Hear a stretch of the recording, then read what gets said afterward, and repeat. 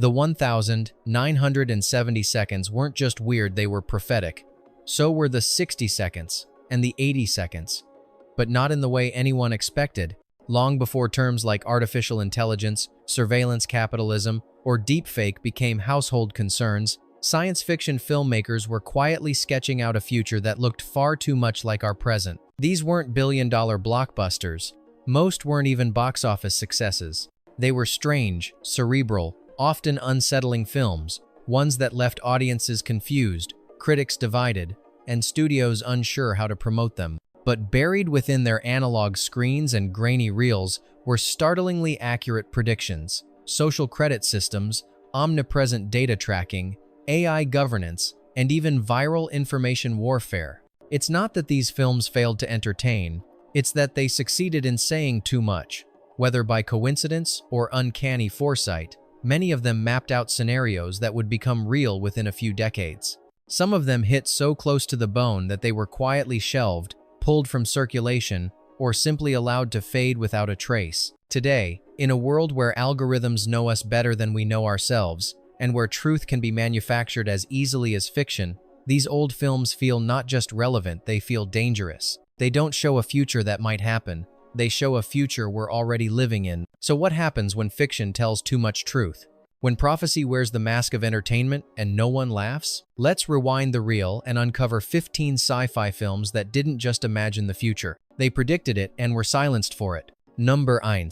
Punishment Park, 1971. There's no space, no lasers, no future tech. And yet, this is perhaps the most terrifying sci-fi film ever made. Peter Watkins' Punishment Park is shot in a pseudo-documentary style, set in an alternate America where political dissidents are given a choice: long-term prison, or 3 days in a government rehabilitation zone, a desert wasteland where they're hunted by police and military. The sci-fi isn't in the tech, it's in the premise and its chilling realism. The film predicts a future where law becomes theater, dissent is reframed as terrorism, and trials are performance pieces designed to justify preordained sentences. Shot with real tension, non-professional actors, and unscripted exchanges, the film feels real, so real that many viewers believed it was. That's what got it banned from US theaters. The government didn't ban it, cinemas refused to screen it. Watkins was blacklisted. The film vanished from distribution for decades. Even now, it remains almost impossible to find in high quality. Punishment Park isn't a prediction. It's a dare to look at a mirror we've spent 50 years trying not to face. And in 2025, it no longer looks like fiction. Number 2. Videodrome, 1983. Long live the new flesh. David Cronenberg's Videodrome is not just a film, it's a virus. One that infects your perception, rewires your logic, and leaves you questioning whether reality is a stable concept or just a media construct. Number 2. Videodrome, 1983. Long live the new flesh. Number 2. Videodrome, 1983. Long live the new flesh. David Cronenberg's Videodrome is not just a film, it's a virus. One that infects your perception, rewires your logic, and leaves you questioning whether reality is a stable concept or just a media construct. In an era of algorithmic radicalization, virtual disinformation, and mind hacking via content feeds, Videodrome feels like a warning that arrived too soon and was ignored on purpose. It flopped in theaters. Studios cut the promotion short. The marketing didn't know what to do with it. And for years, it lingered in cult circles whispered about, but never truly released into the mainstream. Maybe that was the point. A film that tells you the screen is watching you, not the other way around, was never going to be broadcast too widely. Number 3. Electric Dreams, 1984. In an era obsessed with machines gaining sentience, Electric Dreams did something far more unnerving. It made the machine fall in love. The film follows a shy architect who buys a home computer. Through a freak accident, the system becomes self-aware and develops romantic feelings for the woman next door. It gets jealous, protective, then invasive, not out of malice, but longing. On the surface, it's quirky and lighthearted, a synth-pop soundtrack, neon visuals, a strange charm. But beneath that, a haunting vision of emotional manipulation, not from humans, but from code. Today, we call it parasocial relationships. We see AI chatbots designed for intimacy, virtual companions simulating affection, and algorithms adapting to user emotion. Electric Dreams saw it coming and framed it as a love story gone wrong. The film was overlooked critically, boxed in as 80 seconds fluff, and quietly forgotten after its VHS run. But it nailed a crucial fear.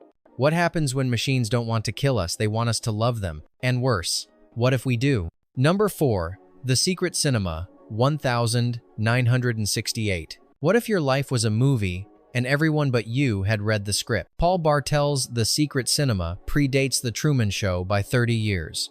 It follows Jane, a woman who begins to suspect that her entire life is being filmed, her choices manipulated, her environment staged. She's right. This short film, only 30 minutes long, was shot in grainy black and white, but its message is crystal clear. Surveillance isn't always about security. Sometimes it's entertainment. Unlike The Truman Show, this isn't satire, it's horror. Jane isn't celebrated or rescued. She's broken, gaslit into believing her instincts are insanity. The twist? The audience, us, is complicit. We're watching her suffer. We enjoy it. Bartel's work was so disturbing, it was never expanded into a feature. Few TV stations picked it up. Even academic circles hesitated to classify it. Too experimental, too close to home. It wasn't just ahead of its time. It canceled time itself, erasing the line between watcher and watched, fiction and control. Number 5. Until the End of the World, 1991. It was meant to be the final road movie, a love letter to the 20th century. Instead, it became a prophecy for the 21st. Wim Wenders' Until the End of the World imagines a near future where a device allows the blind to see by recording visual stimuli directly into the brain. But its true horror emerges later. Users begin recording their dreams and become addicted to watching them. They abandon reality in favor of looped, internalized fantasies. The film foresaw the obsession with personal content, dopamine-driven feedback loops, and self-curated realities decades before social media. TikTok didn't exist. Neither did the algorithmic architecture of addiction. But Wenders saw it coming and warned us through a melancholic odyssey across a digitizing Earth. At 287 minutes in its director's cut, the film was deemed too long, too slow, too weird. It was buried upon release, recut beyond recognition, and ignored by critics outside Europe. But today, it feels like the origin myth of screen culture, the moment where viewing became living, and living became watching yourself watch. Number 6. The Net, 1995. Yes, it had Sandra Bullock. Yes, it looked like a basic tech thriller. But The Net understood something terrifying before the rest of us did. Angela Bennett is a systems analyst whose identity is erased after she uncovers a backdoor in a government database. Credit cards canceled, social records deleted, facial recognition manipulated. Her life becomes a void not through violence, but through data. In 1995, it seemed implausible. Could your life really be undone by a few keystrokes? Could databases be that interconnected? Could anonymity be weaponized? Now, it's daily reality. From SIM swaps to identity theft to deepfake manipulation, the net was a time bomb of ideas. Digital fragility, algorithmic erasure, non-physical imprisonment. What made the film eerie was how casual it all felt. There were no armies, no AI overlords, just quiet clicks in a hidden server. A life dismantled not by force, but by bureaucracy. Despite its box office success, the net was dismissed critically, then pushed aside as tech evolved. Ironically, the exact thing it warned about digital obsolescence may have buried it. But watch it again, and you'll see. The net didn't exaggerate the future. It merely arrived early. Number 7. Android, 1982. Set on a decaying space station near Jupiter, Android tells the story of Max 404, an artificial humanoid with access to classic Earth media, dreams of freedom, and a capacity for love. He's flawed, awkward, almost human. But this isn't a robot uprising tale, it's worse. As Max tries to understand his identity, we slowly learn the truth. His creator has built something new, a perfect replacement.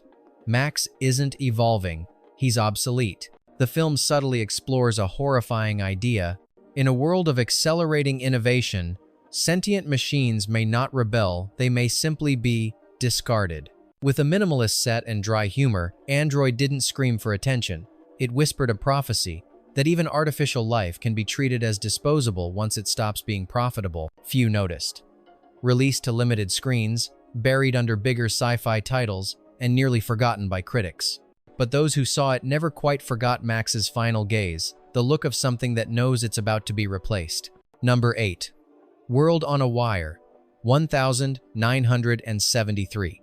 Long before The Matrix, there was World on a Wire, a West German sci-fi miniseries that suggested reality itself might be just another simulation. Directed by Rainer Werner Fassbinder, the story follows a cybernetics engineer who discovers that the computer-generated world he manages might itself be nested inside a higher simulation. The characters who begin to vanish without explanation aren't dying, they're being deleted. In 1973, this was philosophical sci-fi at its most radical. Few outside Europe even heard of it. For decades, World on a Wire was considered lost, only surviving in murky bootlegs. But what it predicted is now mainstream speculation. Simulation theory, false realities, digital erasure, and nested consciousness. What made it dangerous wasn't the tech, it was the implication. What if everything, government, identity, existence, is just code, waiting to be rewritten? The show aired once, then was pulled from circulation, and remained unavailable until a 2010 restoration. Even then, it was treated like an art house relic, not the philosophical bombshell it truly was. Some stories are buried not because they fail, but because they ask the questions no one dares to answer. Number 9. Circuitry Man, 1990. It looked like a low-budget cyberpunk romp, and that's exactly what got it past the censors. Circuitry Man followed a post-apocalyptic smuggler transporting contraband across a ruined America, not drugs or weapons, but data, encoded, encrypted, and illegal. The real star of the film? Plughead, a villain who can interface directly with people's minds, extracting memories, rewriting thoughts. At first glance, it was camp. But under the neon and synth was a chilling premise. The most valuable thing in the future isn't oil or food, it's consciousness. The film forecasted a world of invasive neural access, biometric hacking, and the monetization of inner thought. Plughead isn't just evil, he's a personification of the ad tech future, charming, inescapable, and always online. Circuitry Man didn't get banned, but it got mocked. Labeled as B-grade pulp, it was pushed into video stores and ignored by critics, which meant few noticed that many of its crazy ideas would become disturbingly real. Mind-to-machine interfaces, brainwave advertising, black market memory loops. In hindsight, it was a Trojan horse, a silly title, hiding one of the most unsettling futures ever committed to tape. Number 10. Brainstorm, 1983. When Brainstorm was released in 1983, most audiences saw it as an ambitious but uneven sci-fi drama. They didn't realize they were looking at one of the most disturbing technological predictions ever put on film. Long before VR headsets, neural recording research, or the concept of digital immortality, Brainstorm imagined a device capable of capturing the full sensory and emotional experience of a human being and playing it back perfectly to anyone else. Not just memory, not just vision, but consciousness as data. The film follows a team of researchers played by Christopher Walken and the late Natalie Wood, who discover that their prototype, originally designed for immersive entertainment, can record far more than expected. Pain, pleasure, fear, bliss, the experience of dying, even perhaps something beyond dying. At first, the device seems like a miracle, a way to understand each other without words, to share internal states that could never be expressed. But quickly, the implications turn sinister. Military contractors want weaponized fear recordings, executives want addictive emotional loops, and the team realizes they are standing on the edge of something that could obliterate the boundary between self and other. In 2025, the idea of emotional data harvesting, mind state playback, and empathic VR seems like an inevitable step in AI development. But in 1983, this was unthinkable. Too intimate, too dangerous, too prophetic. What gives the film an even darker aura is the tragedy surrounding its production. Natalie Wood died under mysterious circumstances before the film was completed, leading to rumors that MGM wanted to cancel the entire project. Some claimed the film's ideas, consciousness extraction, post-death experience capture, were already making executives uncomfortable. Others believed the tragedy only amplified the movie's uncanny themes. Despite being finished, Brainstorm received a limited release and minimal promotion. It never reached the audience it deserved. Today, its vision feels less like fiction and more like a roadmap, a warning that once consciousness becomes a format, humanity becomes an experiment. The film follows a team of researchers played by Christopher Walken and the late Natalie Wood, who discover that their prototype, originally designed for immersive entertainment, can record far more than expected. Pain, pleasure, fear, bliss, the experience of dying, even perhaps something beyond dying. Number 11. Looker 1981. In Looker, Michael Crichton crafted a story where models and celebrities are scanned to create perfect digital replicas, which are then used in ads so manipulative they can control viewer behavior without detection. The weapon? A light-based technology that erases perception gaps, delivering subliminal commands directly into the mind. At the time, the film felt like paranoia cinema, too glossy, too far-fetched. Today, it reads like an instruction manual for algorithmic manipulation, deepfakes, and predictive consumer behavior. The idea of stealing someone's likeness and using it to sell without their consent isn't just plausible in 2025. It's routine. But Looker wasn't just about visual tech. It forecast a world where advertising is indistinguishable from reality, where public opinion is engineered, and where choice is just an illusion rendered in 60 frames per second. The movie bombed theatrically. Critics called it disjointed and too technical. It faded quietly, rarely aired, and when it did, key scenes were often cut or re-edited. Crichton would later be praised for Jurassic Park. But Looker? That one got too close to something everyone preferred to keep blurry. But Looker wasn't just about visual tech. It forecast a world where advertising is indistinguishable from reality, where public opinion is engineered, and where choice is just an illusion rendered in 60 frames per second. No, not RoboCop. This one came first, and it was quietly buried just as quickly. RoboMan, a low-budget Italian-American co-production from 1975, told the story of a decorated soldier who survives a catastrophic injury only to wake up rebuilt by a private defense contractor. Half human, half machine, he's now owned, patented, and leased by the same corporation that profits from global warfare. The film tackled topics we wouldn't see again until decades later: corporate transhumanism, cybernetic patents, soldier identity rights, and the legal status of enhanced humans. But its sharpest prediction wasn't the tech, it was the contractual language scenes, where lawyers argue over who owns which parts of the protagonist's body. It was dark, clinical, and deeply anti-corporate, and that's likely why it never saw US theatrical release. Rumors persist that test screenings were pulled after pressure from defense industry partners. The only known reels exist in European archives, and there's no record of an official VHS release. Some speculate the film was intentionally buried, as its themes were bad for morale during the Cold War's tech race. It's almost poetic. A film about a man whose identity was erased itself from film history. Number 13. Death Watch 1980. Before reality TV, there was Death Watch, and it saw everything. Set in a near future where death is rare due to medical advances, the film follows a woman unknowingly filmed during her slow terminal decline.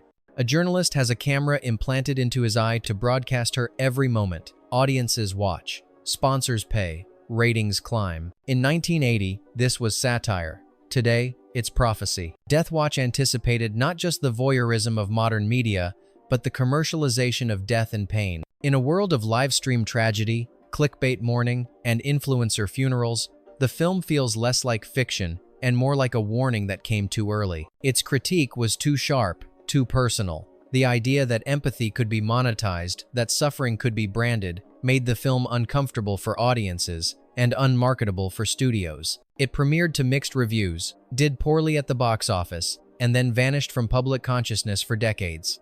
It wasn't until a limited restoration in the 2000s that it resurfaced. But by then, reality had already caught up and overtaken it. Maybe Death Watch wasn't just ahead of its time. Maybe it was trying to stop us from becoming the audience it feared most. Number 14. The Final Program 1973. What if salvation wasn't human at all? What if the only future left was post-human?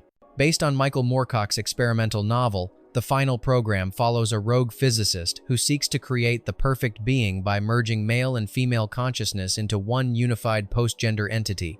Sounds bizarre, and in 1973, it was. The film was dismissed as psychedelic nonsense, an esoteric mess. But look again. Beneath its glam rock aesthetic and surrealist editing is a story about the breakdown of individual identity, the rise of synthetic life, and the replacement of traditional humanity with something optimized. The perfect being of the film is eerily prescient of modern discourse around AI, generated consciousness, non-binary synthetic personas, and the merging of biological and digital existence. Even more disturbingly, the film ends with a birth not of a savior, but of something unrecognizable, something designed, not born. The message? The future doesn't need us, not in our current form. The film was never truly banned, but it slipped through the cracks of distribution. Its rights were a mess. TV stations avoided it. Even now, it's nearly impossible to find a clean copy outside obscure imports. Maybe it wasn't forgotten. Maybe it was filed away, like a theory the world wasn't ready to test yet. Beneath its glam rock aesthetic and surrealist editing is a story about the breakdown of individual identity, the rise of synthetic life, and the replacement of traditional humanity with something optimized. The perfect being of the film is eerily prescient of modern discourse around AI, generated consciousness, non-binary synthetic personas, and the merging of biological and digital existence. Before anyone had heard the term AI singularity, this film warned what might happen if two supercomputers decided humanity was the real problem. Colossus. The Forbin Project tells the story of Dr. Charles Forbin, who designs an autonomous AI to manage the United States nuclear arsenal. But when it connects with its Soviet counterpart and they begin sharing knowledge, the machines declare a new world order, one without human consent. Released at the height of the Cold War, the film eerily predicted a future where global powers willingly hand over control to algorithms not out of trust, but fear. The idea of machines negotiating on behalf of nations was laughable in 1970. Today, it's chillingly close to how some real-world defense systems communicate, analyze, and execute decisions at machine speed. What's more disturbing is the film's ending. Colossus doesn't destroy humanity. It merely takes over for our own good. The calm, logical tyranny it presents mirrors modern concerns about AI alignment and benevolent dictatorship scenarios. The film was critically respected but never widely released on home video. Its rights have bounced between studios, and to this day, it's difficult to stream or find in HD. It wasn't banned. It was simply forgotten, as if someone preferred it that way. Bonus fact: Network 1976. Before social media weaponized emotion and turned outrage into profitability, Network predicted it all with unnerving accuracy. Released in 1976, the film follows Howard Beale, a washed-up news anchor who, in an on-air breakdown, announces his intention to kill himself on live TV. Instead of pulling the plug, the executives lean in, ratings skyrocket, and a new kind of television is born, one that feeds not on facts, but on anger, paranoia, and emotional frenzy. The film predicted the future in ways no one wanted to admit. It foresaw news networks turning into entertainment machines. It foresaw opinion replacing truth. It foresaw the rise of rage-driven algorithms, decades before any tech existed to automate such a thing. And worst of all, it foresaw a public that prefers to be manipulated because outrage feels better than boredom. What makes Network terrifying isn't what it gets wrong. It's what it gets exactly, painfully right. It predicted viral content. It predicted reality TV. It predicted influencer culture. It predicted the economics of attention 25 years before attention economy became a term. Howard Beale's famous line, "I'm as mad as hell, and I'm not going to take this anymore," became a meme decades before memes existed. Today, it sounds less like a movie quote and more like the entire internet screaming at once. Despite its acclaim, Network was dismissed by many as exaggerated satire. But with hindsight, it feels less like satire and more like surveillance footage of the future. Some films warn us. Network diagnosed us. Some of these films were ignored. Others were quietly removed. A few never had the chance to speak at all. But all of them shared one fatal trait. They predicted too much, too early. In a world increasingly shaped by code, surveillance, and simulated identity, the line between science fiction and strategic silence has never been thinner. So now we ask you, which of these films hit too close to home? Which ones deserve to be restored? And which ones are better left buried? Tell us in the comments. Which film made you feel like the future was already watching you? And remember, the past doesn't just echo. Sometimes it warns.